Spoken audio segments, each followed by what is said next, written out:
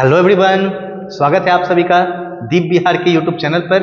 मैं हूं आदित्य रंजन और हम लोग पढ़ने वाले हैं फिर से क्लास 10th का चैप्टर 1 प्रकाश का परावर्तन।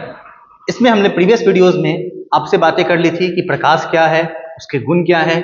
साथ ही साथ उसके अगले वीडियो में हम लोगों ने बात कर ली थी कि प्राकृतिक और मानव निर्मित स्रोत क्या होते हैं और प्रदीप्त और अप्रदीप्त वस्तुएं क्या होती हैं।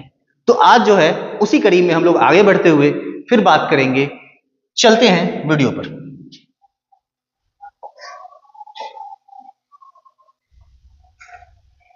ये सारी बातें हो गई थी, प्राकृतिक स्रोत, मानव निर्मित स्रोत, प्राकृतिक, प्रदीप्त और अप्रदीप्त वस्तुएं। अब हम लोग बात किए थे किरण और किरण पुंज के बारे में। तो किरण भी हम लोग पढ़ चुके थे और किरणों के समूह किरण पुंज को भी हम लोग पढ़ चुके थे, है ना। तो आज जो हम लोगों का टॉपिक होने वाला है वो टॉपिक होने वाला है माध्यम, प्रकाश के माध्यम। 3 प्रकार के माध्यम बोले जाते हैं, पारदर्शी, अपारदर्शी और पारभासी। ये होता क्या है बच्चों? प्रकाश को किसी माध्यम की आवश्यकता नहीं होती है। ये तो मैंने पहले ही बता दिया आपको कि प्रकाश निर्वात में भी चल सकता है। वो विद्युत चुंबकीय तरंग होता है जो आसानी से निर्वात में भी चल सकता है। लेकिन अब कहते हैं ना कि रास्ता में कुछ आ जाए तो ठोकर मारते हुए निकलेंगे, है कि नहीं। गाड़ी खुला रोड पे तो चल ही सकता है, लेकिन अगर कोई ऑब्स्टेकल आए तो उसको भी तोड़ते हुए निकलता है ना। तो वही है प्रकाश का काम कि अगर उसके रास्ते में कोई माध्यम, कोई मीडियम आ जाता है, कोई कण का समूह आ जाता है, कुछ भी आ जाता है। माध्यम का मतलब वही होता है कि कुछ एक ऐसा समूह, कणों का समूह जिससे होकर प्रकाश जा रहा है, तो प्रकाशीय माध्यम कहलाता है। तो वो अगर आ गया तो कितने प्रकार का होता है? तो मुख्यतः 3 प्रकार का होता है, पारदर्शी, अपारदर्शी और पारभासी। तो यही बात कर रहे हैं। और हम लोग जो बात कर रहे हैं ना, ये बहुत ही एक इंटरेस्टिंग सा फैक्ट है। जरूरी नहीं है कि जो अभी जो प्रकाश व्हाइट लाइट है या श्वेत प्रकाश है जिसमें हम लोग की चीजों को देख पाते हैं, उसके लिए अगर कोई चीज पारदर्शी है तो किसी और के लिए भी वो पारदर्शी हो, और अगर उसके लिए पारदर्शी है तो दूसरे के लिए अपारदर्शी हो। क्या मैं बोलना चाह रहा हूं अभी आगे उसको हम लोग समझेंगे। अभी फिलहाल प्रकाश की पारगम्यता यानी ट्रांसपेरेंसी के आधार पर पदार्थों को 3 वर्गों में बांटा गया है। कितने वर्गों में बांटा गया बच्चों? 3 वर्गों में बांटा गया है। क्या है वो 3 वर्ग? तो वर्ग है पारदर्शी, अपारदर्शी और पारभासी। मतलब प्रकाश किसी माध्यम से गुजरेगा तो प्रकाश की कितनी मात्रा उससे गुजर सकती है। क्या पूरा का पूरा प्रकाश चला जाता है इस पार से उस पार, या प्रकाश का बिल्कुल भी हिस्सा नहीं जा पाता है उस पार, या फिर थोड़े मात्रा में जाता है। जैसे अगर एग्जाम्पल लेना है, बिल्कुल साफ अगर वायुमंडल है, धूल वूल बहुत कम है, और उसमें आप अगर प्रकाश को भेजते हैं, टॉर्च जलाते हैं, तो बहुत दूर से दिखाई दे रहा होता है आपको।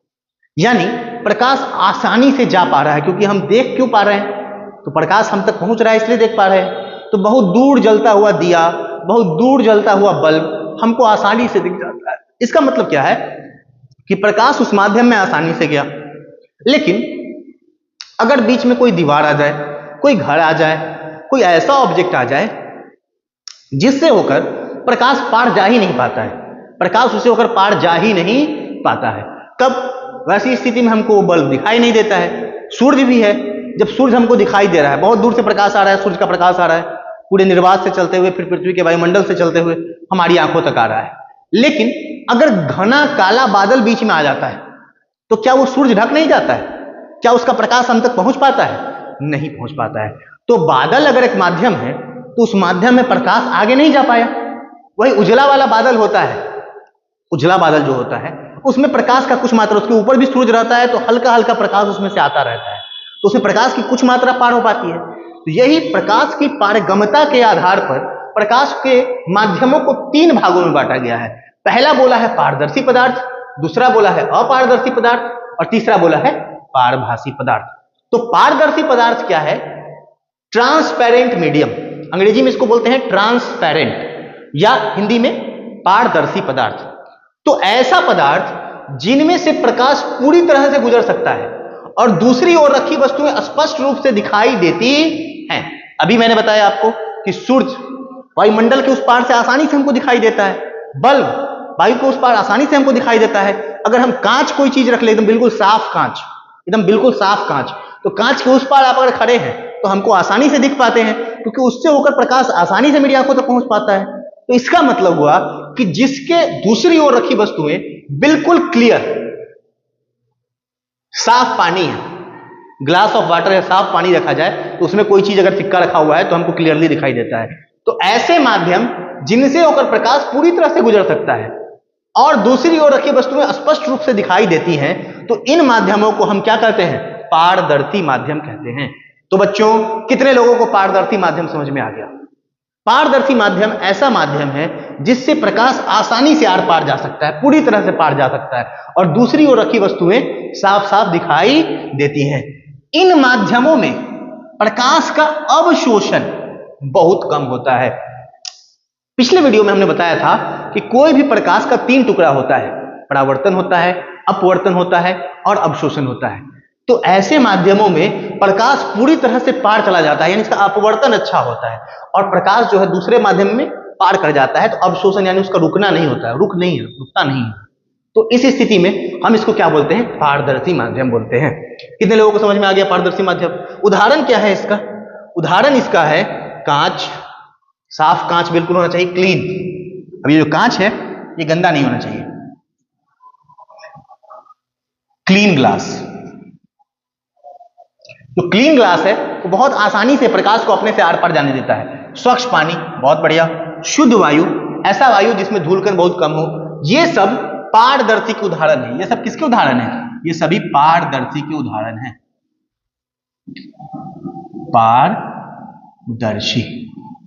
पारदर्शी के उदाहरण है ना बच्चों? तो ये सारी बातें हम लोग समझ लिए पारदर्शी पदार्थ में। अब बात करते हैं अपारदर्शी माध्यम क्या है? अपारदर्शी माध्यम किसे कहते हैं? इसे ओपेक मीडियम कहते हैं। क्या बोलते हैं इसको? ओपेक। और ये ओपेक मीडियम जो होता है ये होता है अपारदर्शी मीडियम। क्या है अपारदर्शी पदार्थ? अब मान लीजिए कि सूर्य है और सूर्य किसी, मान लीजिए दीवार के पीछे से आप देख रहे हैं, या बिल्डिंग आपके बीच में आ गया, या कोई लाइट जल रहा है उसके बीच में कोई ईंट की दीवार आ गई, लकड़ी का पूरा दीवार आ गया, या ऐसा कोई वस्तु आ गया, किताब आ गया बीच में। तो आप किताब से जब इसको ढक लीजिएगा तो वो क्या हो जाता है? हम लोग खड़े हो गए तो हम भी खड़े हो गए तो हमारी छाया बनती है। सबसे खास गुण ये बात है कि अपारदर्शी पदार्थों की स्पष्ट छाया बनती है, क्योंकि प्रकाश पार जा नहीं पड़ता है, तो जहां प्रकाश नहीं पहुंच पाता है वहां पे छाया बनती है। तो ऐसे पदार्थ जिनसे प्रकाश गुजर नहीं सकता है, यानी लाइट पास नहीं हो पाता है, उसमें से फंस जाता है, टकरा के या तो वापस आ जाता है या उसी में अवशोषित हो जाता है, लेकिन उसको पार ट्रांसमिट नहीं हो पाता है उसके पार। तो इस स्थिति में प्रकाश जो है उससे गुजर नहीं सकता बिल्कुल भी। तो दूसरी ओर रखी वस्तुएं दिखाई ही नहीं देंगी। अब मान लीजिए कि हम हैं और मेरे सामने एक दीवार है और उसके पीछे कुछ और है, तो हम उसको देख पाएंगे? नहीं देख पाएंगे, है कि नहीं है? बहुत आसान सा है। तो इसको क्या बोलते हैं? अपारदर्शी माध्यम कहते हैं। क्या कहते हैं इसको? अपारदर्शी माध्यम। ऐसा माध्यम जिससे प्रकाश गुजर नहीं सकता और दूसरी ओर रखी वस्तुएं दिखाई नहीं देती हैं। ये प्रकाश के अवशोषण का काम करते हैं। ये क्या कर लेते हैं? प्रकाश को अपने अंदर अवशोषित कर लेते हैं, उसकी पूरी ऊर्जा को अपने अंदर रख लेते हैं या उसको परावर्तित कर देते हैं, उसको वापस आगे जाने नहीं देते हैं, दूसरी ओर जाने नहीं देते हैं। तो ऐसी स्थिति में एग्जाम्पल्स क्या क्या है बच्चों? तो एग्जाम्पल्स देखिएगा जरा। इनके एग्जाम्पल्स है लकड़ी, दीवार, धातु की चादर या पत्थर। बहुत सारा और एग्जाम्पल है, आप चाहे तो बहुत सारा और एग्जाम्पल दे सकते हैं। सीधा सीधा एग्जाम्पल में लकड़ी को देख लीजिए। लकड़ी पे आप टॉर्च बारिए और नीचे उसके प्रकाश नहीं जाता है। पत्थर के इस पार उस पार, पहाड़ के इस पार उस पार प्रकाश नहीं जाता है। तो इस तरह से हम लोग कह सकते हैं कि जिनके आर पार व्हाइट लाइट नहीं जा पाता है उसको हम लोग कॉमन भाषा में अपारदर्शी माध्यम कहते हैं। अब आते हैं प्रकाश के तीसरे माध्यम पर। क्या है प्रकाश का तीसरा माध्यम? तो प्रकाश का तीसरा माध्यम जो है बच्चों वो है पारभासी माध्यम। वो तीसरा माध्यम क्या है बच्चों? वो तीसरा माध्यम है पारभासी माध्यम।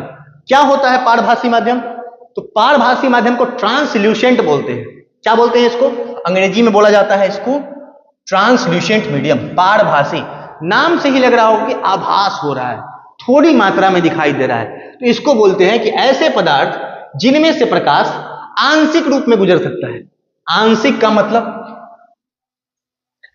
कुछ मात्रा, पूरी मात्रा नहीं, कुछ मात्रा गुजर सकता है, लेकिन दूसरी ओर रखी वस्तुएं स्पष्ट रूप से दिखाई नहीं देती, उसको क्या बोलते हैं? उसको बोलते हैं पारभासी माध्यम। यानी एकदम बिल्कुल लाइट क्लियरली उस पार नहीं जाता है, लेकिन कुछ मात्रा प्रकाश का जा पाता है, तो उसको हम लोग क्या बोलते हैं? पारभासी माध्यम। जैसे एक एग्जांपल दे रहा हूं, अगर मान लीजिए बहुत पतला सा कपड़ा हो, नेट वाला कपड़ा हो, तो उसमें क्या होता है कि आपकी बॉडी हल्का हल्का दिखाई देगी। या फिर मान लीजिए कि कोई पतला सा चादर है, तो उसके आर पार आप देख पाते हैं तेल लगा हुआ कागज है, तो आप उस कागज को देखिएगा तो उसके पीछे का भी लिखावट थोड़ा थोड़ा आपको दिखाई देगा। या घिसा हुआ कांच है, बहुत ज्यादा पुराना कांच है, घिस गया है कांच, तो उससे क्लियरली बाहर का चीज नहीं दिखता है, लेकिन हाँ हल्का हल्का दिखता है, थोड़ा थोड़ा दिखता है, धुंधला धुंधला दिखता है, जिसको आप लोग बोलते हैं धुंधला दिखना। तो ऐसी स्थिति में उस माध्यम को क्या कह देते हैं? प्रकाश का कुछ भाग अवशोषित होता है और कुछ भाग बिखर जाता है, स्कैटर हो जाता है। तो इस स्थिति में प्रकाश पूरी तरह से आर पार नहीं जाता, लेकिन हाँ जाता जरूर है, थोड़ा ना थोड़ा मात्रा में, कुछ ना कुछ दिखाई देता है। इसलिए प्रतिबिंब जो है, वो जो दूसरी ओर की वस्तुएं हैं, वो अस्पष्ट दिखाई देती है, लेकिन अस्पष्ट। कैसी दिखाई देती है?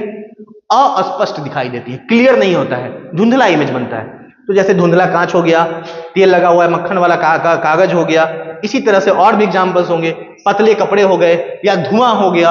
आप लोग देखते होंगे ठंड के दिनों में जो कुहासा लगता है, वो कुहासा भी एक प्रकार का पारभासी माध्यम है, क्योंकि उसमें आपको क्लियरली सामने का चीज नहीं दिखता है। और वही कुहासा जब बहुत घना हो जाता है तो वो लगभग अपारदर्शी हो जाता है। उस स्थिति में देखते होंगे कि हाईवेज पर बहुत ज्यादा एक्सीडेंट्स होते हैं, तो वो शुद्ध वायु नहीं है, उसमें स्मोक है, उसमें फॉग है।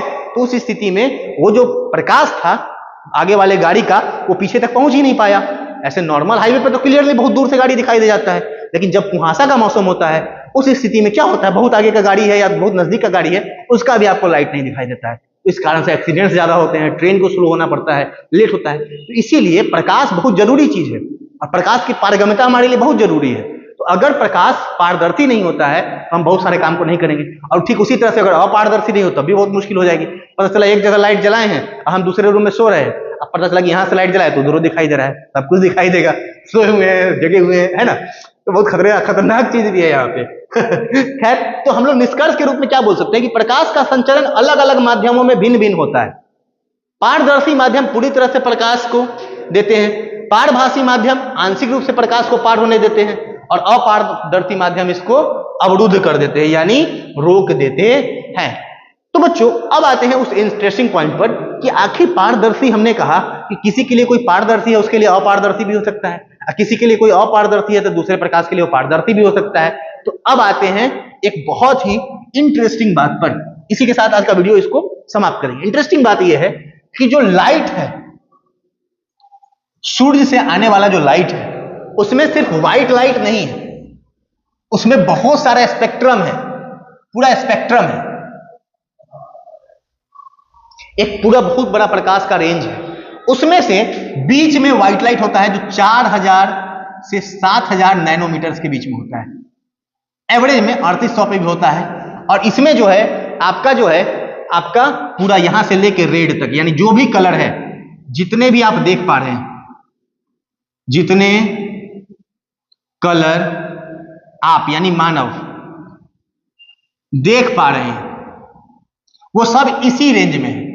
लेकिन इसके इधर भी कुछ प्रकाश का होता है जो हमको दिखाई नहीं देता है, और इसके इधर भी कुछ होता है, जैसे इंफ्रारेड, अल्ट्रावायलेट, एक्सरे तो खैर इसमें आ भी सकता है, नहीं भी आ सकता है, गामा है ना।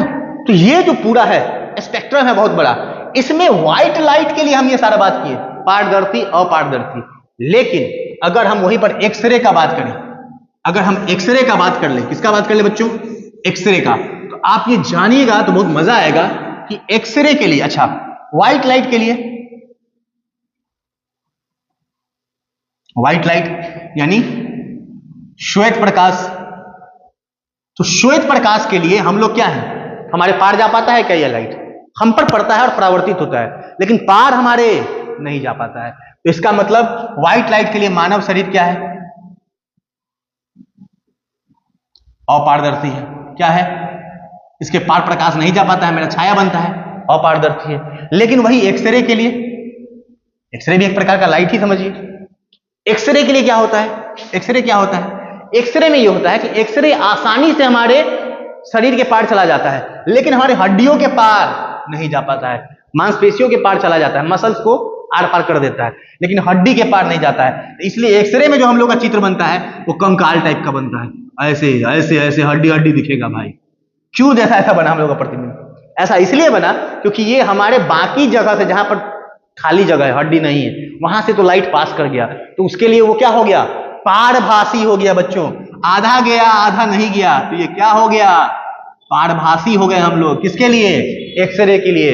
और वही अगर गामा रे आ गया भाई, गामा रे आ गया, तो इसके लिए तो हम लोग पूरा के पूरा क्या है? पारदर्शी हैं। हम लोग को पूरा छेद छाद के निकल जाएगा। हम लोग के लिए क्या हो जाएगा? पारदर्शी हैं हम लोग। इसके लिए ये क्या करेगा? हम लोग को पूरा पेनिट्रेट करके इस पार से उस पार निकल जाएगा। हमारे हड्डी उड्डी सब कुछ छेद सकता है गामा रे, इसलिए हमारे लिए बहुत खतरनाक है, क्योंकि हमारे सेल तक को डैमेज कर सकता है। वो इतना छोटा होता है उसका वो कण, और उसका जो होता है रेडिएशन इतना ज्यादा हाई फ्रीक्वेंसी वाला होता है कि उसको आराम से आपको घुस के इस पार से उस पार चला जाएगा, है ना। तो ये जो है आपका कि गामा रे जो होता है बहुत खतरनाक होता है, और हमारे पूरे शरीर को आर पार जा सकता है। ये लाइट नहीं पार करेगा, लेकिन गामा रे हमारे आर पार जाएगा। लेकिन हाँ, हल्क उसको एब्जॉर्ब कर लिया था, हरा हरा बन गया था, पूरा मजबूत हो गया था, क्योंकि एनर्जी ज्यादा रहता है उसमें, एनर्जी ज्यादा रहता है। खैर वो सब मार्वल का बात है। हम लोग इन पर बात करते हैं कि गामा रे के लिए हम लोग क्या बन गए? पारदर्शी बन गए। लेकिन व्हाइट लाइट के लिए हम लोग क्या है? अपारदर्शी। हम लोग यहाँ पर कौन लाइट का बात कर रहे हैं? केवल व्हाइट लाइट का ही बात कर रहे हैं। तो व्हाइट लाइट के लिए तो हम लोग क्या है? मानव शरीर क्या है? अपारदर्शी है। तो अच्छा लगा होगा क्लास?